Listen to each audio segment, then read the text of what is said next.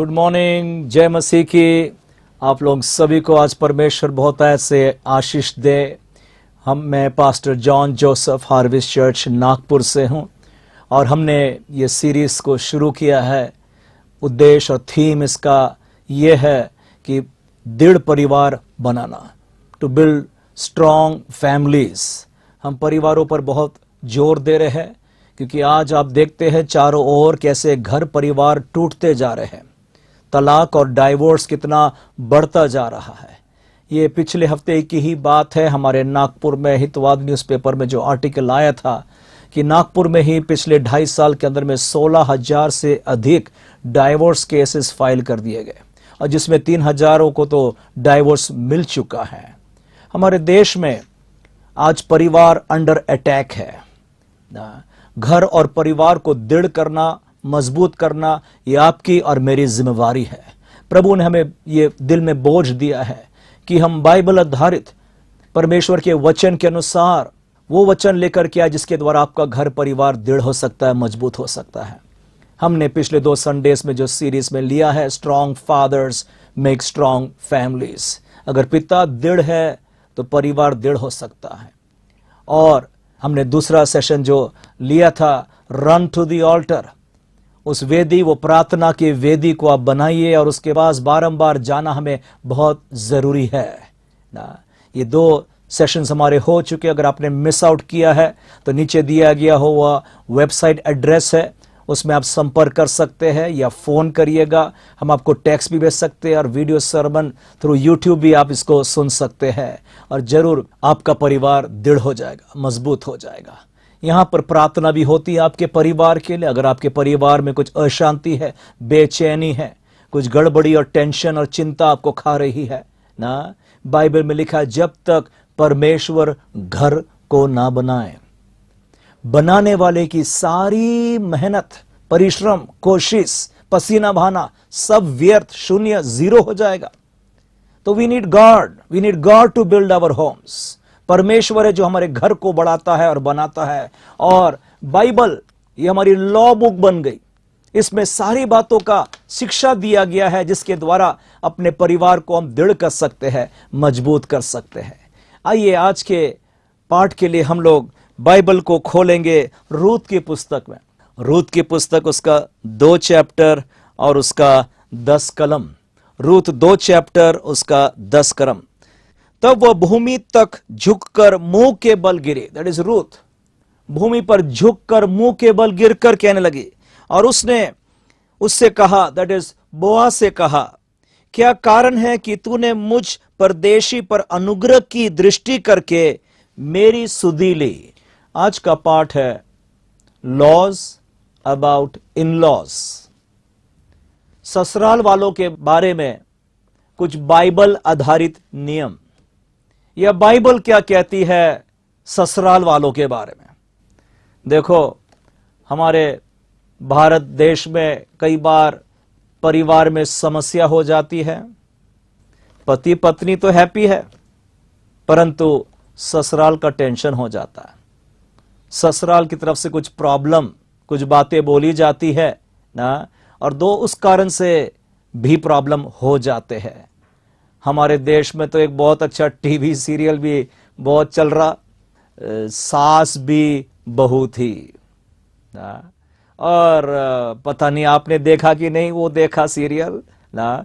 मैंने तो नहीं देखा पर जो सुना है ना कैसे। परंतु सच बात है, अगर ये रिलेशनशिप मदर इन लॉ और डॉटर इन लॉ, सास और बहू का रिश्ता, अगर उसको ठीक से हैंडल नहीं कर दिया जाए तो परिवार में बहुत समस्या भी आ सकती है। परंतु रूत की पुस्तक, रूत और उसकी सास नयोमी का रिश्ता अगर हम देखते हैं ना, तो यह बहुत अच्छा उदाहरण है कि यह सास और बहू का रिश्ता एक बहुत सुंदर रिश्ता बन सकता है। एक विन विन सिचुएशन दोनों पार्टी के लिए हो सकता है। दोनों पार्टी का लाभ, सास का भी और बहू का भी हो सकता है। यह सबूत हमको रूत की पुस्तक से मिलता है। इसलिए इस पाठ पर हमको बड़े ध्यान से देखो, बाइबल कितनी सुंदर पुस्तक है। हर जीवन के क्षेत्र की शिक्षाएं हमको बाइबल से सीखने को मिल जाती है। और यह नाजुक रिश्ते के बारे में भी ना, जो सास और बहू का रिश्ता है ना। इससे पहले कि हम थोड़ा आगे जाए, मैं ये भी बताने देना चाहता हूं कि परमेश्वर हमारे जो रिश्ता हम बनाते हैं उसको बहुत करीब से देखता है। हमारे रिश्तेदारों में जो हमारे संबंध है ना, भाई भाई का, परिवार में भाई बहनों के बीच में, माता पिता के साथ, बच्चों के साथ, पति पत्नियों का, प्रभु बहुत क्लोजली उसको वॉच करता है, बहुत ध्यान से देखता है। अगर एक दो वचन के मैं आपके लिए जल्दी से पढ़ दूं ना, एक उदाहरण पाया जाता है हमको जो बाइबल में याकूब के बारे में लिखा है ना, कि उसने अपनी पत्नी लिहा के साथ बैर रखता था और परमेश्वर ने यह देख करके राहेल के कोख को बंद कर दिया। यह उत्पत्ति 29 चैप्टर में और 31 कलम में लिखा है। उत्पत्ति 29 चैप्टर और 31 कलम। जब यहोवा ने देखा कि लिहा अप्रिय हुई, तब उसने उसकी कोख खोली, पर राहेल बांझ रही। मतलब गॉड ये फैमिली को बहुत क्लोजली वॉच कर रहा था और यहां देख रहा है पति पत्नी के बीच में कुछ टेंशन है। अब उन दिनों में याकूब के पास दो पत्नी थी, एक लिहा और एक राहेल। राहेल से बहुत प्रेम है और लिहा से उसकी अप्रिय बन गई वो। गॉड ने देखा और गॉड ने वहां पर लिहा की कोख को खोल दिया। उसे एक के बाद एक ब्यूटीफुल हैंडसम सन्स बॉर्न होने लगे और राहेल जिसके साथ याकूब बहुत प्रेम कर रहा है उसकी कोख प्रभु ने बंद कर दी ना। मतलब God very closely watches our family relations. हमारे घर में क्या चल रहा है, पति पत्नी के बीच में व्यवहार कैसा है ना। पहला पत्रस 3 और 7 में बाइबल कहती है, पहला पत्रस 3 और 7 कहती है ना, पतियों को इंस्ट्रक्शंस देते हुए कि अपनी पत्नियों को एक कमजोर पात्र के समान आदर देकर उनके साथ संबंध रखो ना। ऐसा ना हो कि तुम्हारी प्रार्थना रुक जाए, तुम्हारी प्रार्थना में अटकन, रुकावट आ जाए। अगर हस्बैंड वाइफ के बीच में भी कुछ टेंशन है तो प्रार्थना रुक जाएगी। प्रार्थना रुक जाएगी तो आप और मैं क्या कर पाएंगे without God's help. God is so closely watching our relationship. God is concern to build strong families, कि आपका परिवार दृढ़ हो सके, मजबूत हो सके। प्रभु इस बातों की बहुत चिंता करता है। इनफैक्ट हमारे चर्च, हार्वेस्ट चर्च नागपुर में हम लोग ब्लॉसम मैरिज सेमिनार्स कंडक्ट करते हैं, जहां पर ये सब टॉपिक्स को हम डिटेल में ऑल ईयर राउंड हम लोग उसको लेते हैं ताकि परिवार दृढ़ हो सके, मजबूत हो सके। परमेश्वर आपके परिवार को बहुत नजदीक से देखता है, भाई बहनों के प्रेम को देखता है ना। या जॉन ने लिखा, अपोस्टल जॉन ने कहता है पहला यूहन्ना 4 और 20 में, यदि कोई कहे कि मैं परमेश्वर से प्रेम रखता हूं और अपने भाई से बैर रखता है तो वो झूठा है, तो वो झूठा है ना। क्योंकि जो अपने भाई से उसने देखता है प्रेम नहीं रखता तो वो परमेश्वर से भी जिसे उसने नहीं देखा प्रेम नहीं रख सकता है ना। परमेश्वर चाहता है हमारे भाई बहनों, परिवारों में गहरा प्रेम होना चाहिए। अगर कोई कहता मैं परमेश्वर से प्रेम करता हूं पर वो भाई वो बहन ना, परिवार वालों से मैं प्रेम नहीं करता हूं, बाइबल कहती है वो झूठा व्यक्ति है। कैसे प्रभु को प्रेम करेगा जिसको देखा नहीं, और जिसको देखता उसको तो प्रेम नहीं करता है। सो मतलब God is very carefully watching our family relationship ना। इसलिए यह भी एक संबंध जो है सास और बहू का, God is very closely watching this relationship। और हमने ओपनिंग वर्स जो पढ़ा है रूत, उसका 2 चैप्टर और उसका 10 कलम में हमने पढ़ा है ना। रूत को समझ में नहीं आ रहा कि ये व्यक्ति बोआज, अब बोआज के बारे में लिखा है माइटी मैन ऑफ वेल्थ, बहुत धनी व्यक्ति था, खेत, नौकर, जानवर सब कुछ उसके पास में था। Most eligible bachelor in town होगा वो। सब जूस फैमिली ना, पेरेंट्स कोशिश करते होंगे मेरी बेटी की शादी इस आदमी के साथ हो जाए, पर अगर आपने पुस्तक पढ़ा है आप जानते बोआज जाकर रूत से शादी करता है। रूत तो परदेसी है, मोआब, कर्सेड जनरेशन, कोई संबंध नहीं यहूदी और मोआबी लोगों के साथ में। एंड नंबर 2, रूत विधवा है, विधवा है। विधवाओं से उन दोनों में शादी नहीं होती थी, परंतु बोआज जाकर के रूत से शादी करता। गांव के कितने एल्डर्स ने काउंसलिंग कुछ किया होगा, बोआज का इतनी बड़ी गलती मत कर, क्या हमारे गांव में ऐसी स्त्रियां नहीं हैं क्या, अच्छी बेटियां नहीं हैं क्या, तू वहां जाकर उससे विधवा और परदेसी के साथ शादी करता है। पर बोआज ने यहां पर कुछ जवाब दिया, कुछ रूथ की इनर वैल्यूज के बारे में उसने बहुत महत्व दिया। उसने रूथ के बाहरी शरीर कैसी दिखती होगी, उसका बैकग्राउंड क्या है, उस बातों पर जोर नहीं दिया उसने कुछ अंदर वैल्यूज, उसके क्रिश्चियन वैल्यूज जो अंदर में होंगे उसके तरफ में वो ध्यान दे रहा है। इसलिए रूथ मुंह के बल गिर करके कहने लगी, क्या कारण क्या है कि तूने मुझ परदेशी पर ना अनुग्रह किया है और मेरी सुधि ली है। उसका 11 कलम कहता है, बोआज ने उत्तर दिया, जो कुछ तूने पति मरने के पीछे अपनी सास से किया है। ये पैसेज आपने पढ़ चुके हैं, मैंने कई बार चर्च में प्रीच किया हूं। बोआज यहां क्राइस्ट को दिखलाता है। रूथ जेंटाइल ब्राइड और वाइफ, क्राइस्ट की जो दुल्हन जेंटाइल है उसको दिखलाता है, जो आप और मैं हम हैं, हम गैर यहूदी लोग हैं ना। और हमारे पास में, मैं सोचता हूं स्वर्ग हम जाएंगे, हम यीशु से यही प्रश्न पूछेंगे, तूने मुझ परदेसी पर क्यों दया करी, तूने क्या देखा था मुझको, मेरे अंदर में क्या देखा था। और यह सिर्फ प्रभु का अनुग्रह है, कृपा है, जो उसने आपको और मुझको प्रेम किया है। इसलिए ना उसको समझ में आया। बोआज ने जवाब दिया रूथ को, मुझे सब कुछ बता दिया गया तेरे पति के मरने के बाद, तूने जो अपने सासू के साथ किया है और तूने किस रीति अपने माता पिता और जन्मभूमि को छोड़कर ऐसे लोगों में आई है जिनको पहले तू न जानती थी। यह सब मुझे विस्तार के साथ बताया, मेरे को डिटेल से बताया गया है about the qualities of this woman called Ruth. और यह बात सुनकर वो बहुत खुश हुआ। रूथ 2 और 12 में जो लिखा है, बोआज ने आगे कहा रूथ से, यहोवा तेरे करनी का फल दे। करनी, द वर्ड करनी इंग्लिश में आता है the Lord recompense thy work.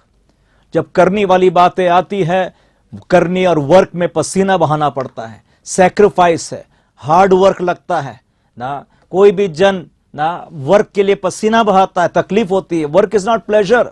So Boaz Ruth से कहता है ना, यहोवा तेरे करनी का फल दे।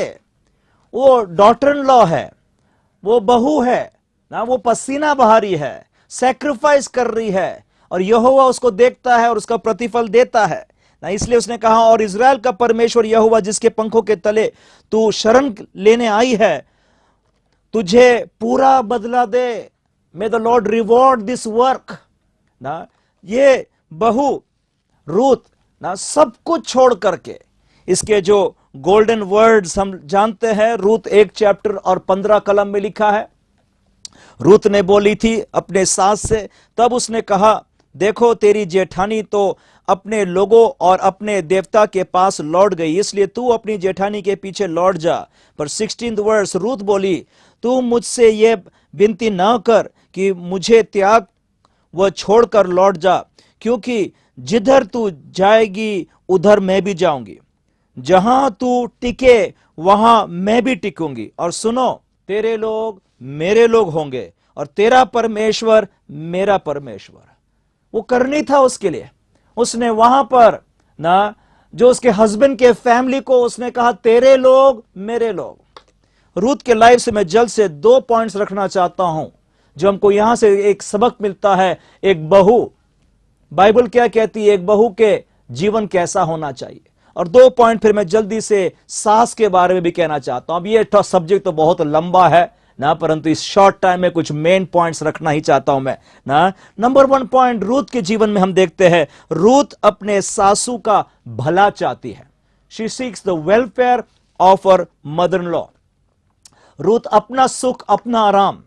देखो, रूथ के लिए बेहतर यह होता उसके पति मर जाने के बाद कि वापस अपने घर चले जाए, और उसकी सास ने बोला भी था। और दूसरी जो जेठानी थी उसकी, वो तो लौट भी गई औरफा। पर रूथ ने अपना सब खुशी, सब आराम, सब कुछ छोड़कर अपने सासू के साथ, बिकॉज इसका ससुर भी मर गया था, फादर लॉ भी मर गया था।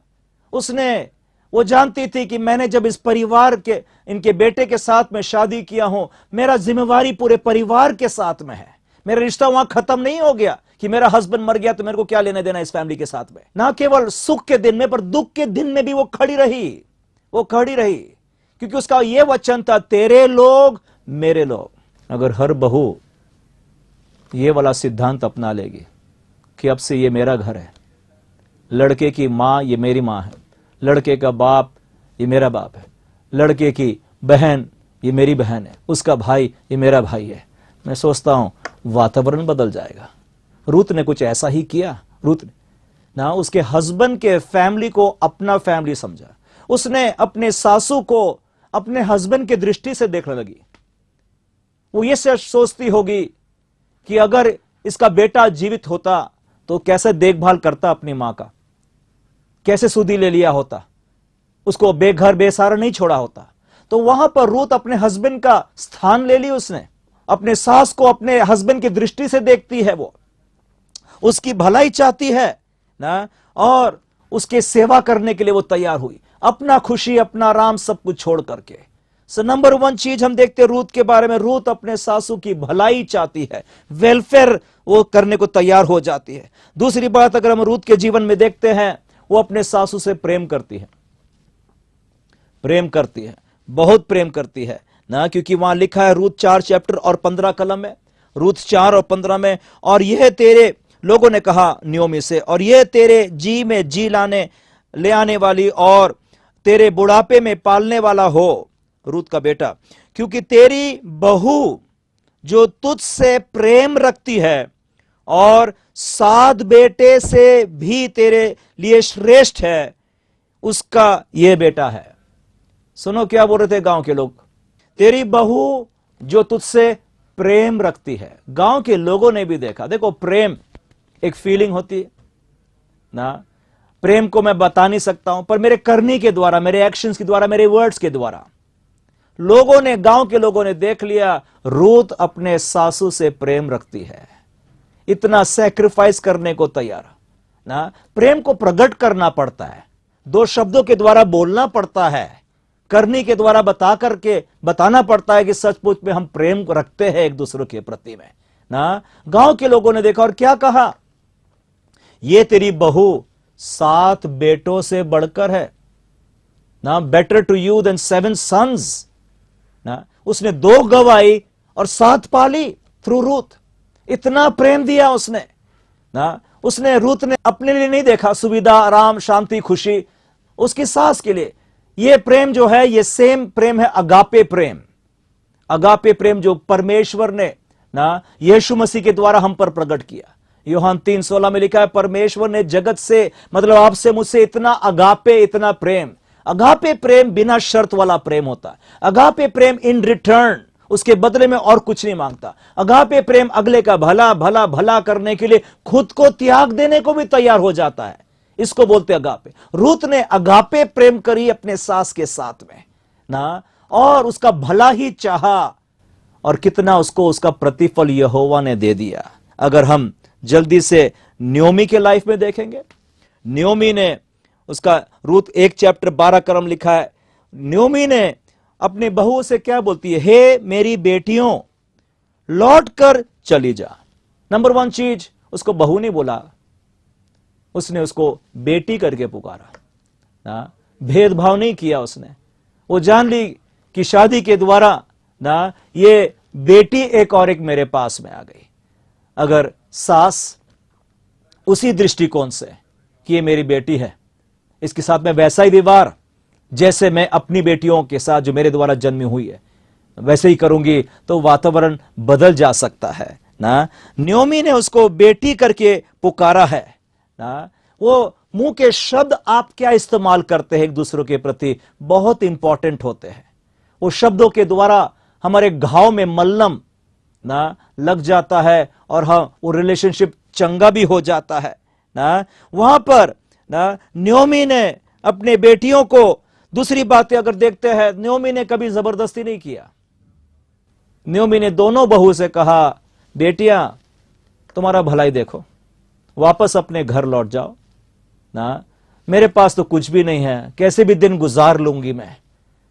देखो, नियोमी डिमांड कर सकती थी, उसको बोल सकती थी मेरे पास बेटे नहीं है तो मेरे साथ आओ मेरा देख, पर कहीं भी कुछ नहीं, उसने पूरा छूट दे दिया, कोई डिमांड भी नहीं रखा। नियोमी भी एक गुड मदर इन लॉ दिख रहा है हमको, एक अच्छी सास जो अपनी बहू की कितनी चिंता करती है, वो अपनी बहू की खुशी। अगर सास और बहू एक दूसरों के प्रति दोनों के खुशी के खोज में रहेंगे ना, घर का वातावरण बदल जाता है ना, क्योंकि ये सास वो आपके हस्बैंड का ना मां है, इसने पाल पोस करके बड़ा किया। मैं कई बार कहता हूं ना, जब शादी होती है वो लड़की अगर लड़के को खुश करना चाहती, हस्बैंड को खुश करना चाहती है तो मां से पूछो, क्योंकि मां ने इसको 20 साल 25 साल 30 साल तक पाल पोस करके बढ़ाया। मां जानती है कैसा इसको कौन सी बातें अच्छी लगती है ना। तो अगर अपने हस्बैंड को खुश करना है तो हस्बैंड की मां से पूछो ना, वो अच्छे से बता सकेगी ना। साथ साथ में ये भी कहता हूं, हस्बैंड्स को अपनी वाइफ को खुश करना है तो वाइफ के बाप से पूछो ना, क्योंकि ये 20-25 साल से ना ये उसका पिता जो था उसने पाल पोस करके बड़ा किया ना, अभी नया सिर उसके ऊपर में आ गया है पति के द्वारा। सो जरूरी होता है अपने फादर लॉ से आप पूछे ना, कौन सी बातें अच्छी लगती है, कैसे ना उसको खुश किया जाता है ना। कोई भी जन नहीं पसंद करता है अपने मां और बाप को कोई गाली दे। ये बॉर्डर लाइन को हरदम ध्यान में रखना। कई बार पति पत्नी में टेंशन हो जाता है और झगड़ा करते करते उसके बाप को गाली, उसके मां को गाली, और फिर तो आग बरस जाती, क्योंकि कोई भी जन नहीं पसंद करता अपने मां और बाप को कोई गाली दे दे या बुरा बोल दे। उल्टा अगर हमारे मां और बाप को कुछ दो मीठे शब्द बोले जाए तो हम तो उसके दोस्त बन जाएंगे। इसलिए हम परमेश्वर का धन्यवाद देते जो बाइबल में सिद्धांत लिखे, how to build godly homes. और हमारी प्रार्थना है प्रभु आपके घर में भी असीम शांति लेकर आए इस वचन के द्वारा। मैं आपके लिए प्रार्थना करना चाहता हूं, और प्रभु एक नया हृदय नया मन दे आपके अंदर में। आपके घर में अगर कोई भी बात का टेंशन है, प्रभु यीशु मसीह शांति लेकर के आए।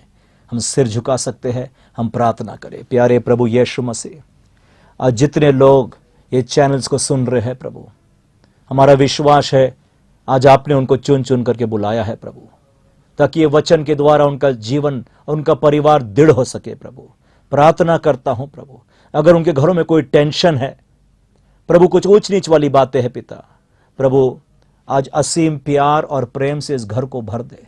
वो अगापे प्रेम, बिना शर्त वाला प्रेम प्रभु जी, तेरे नाम से इनके परिवार को मैं आशीष देता हूं पिता। प्रभु जी जो आज हमने पाठ पढ़ा है रूत और नियोमी का प्रभु, वैसा ही संबंध हर सास और बहू के साथ में होने पाए पिता। प्रभु उनके ससुराल वालों के साथ में होने पाए, वो सब एक परिवार जुड़ करके तेरी महिमा करने पाए पिता। प्रभु जी ये आशीष मांगता हूं प्रभु, उन्हें बहुत ऐसे तू बरकत दे। प्रार्थना यीशु मसीह के नाम से मांगता हूं, आमीन। परमेश्वर आप सभी को बहुत ऐसे आशीष दे। Thank you.